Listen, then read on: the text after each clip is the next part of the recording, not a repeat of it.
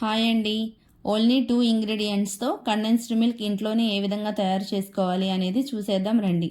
దీనికోసం ముందుగా స్టవ్ వెలిగించి మందపాటి కడాయిలో 1 లీటర్ పాలు తీసుకోవాలండి. ఈ పాలు అనేవి ఒక పొంగు వచ్చేంత వరకు కూడా చక్కగా మిక్స్ చేసుకుంటూ బాయిల్ చేసుకోవాలి. తర్వాత దీనిలో 1 కప్పు షుగర్ని కూడా యాడ్ చేసుకొని చక్కగా పాలు మీగడ కట్టకుండా ఇలా కలుపుకుంటూనే 20 మినిట్స్ పాటు బాయిల్ చేసుకోవాలి.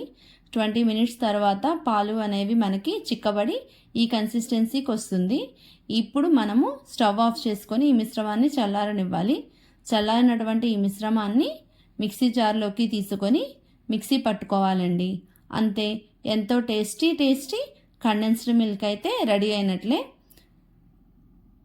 మీరు కూడా ట్రై చేసి ఎలా వచ్చింది అనేది కామెంట్ చేయండి.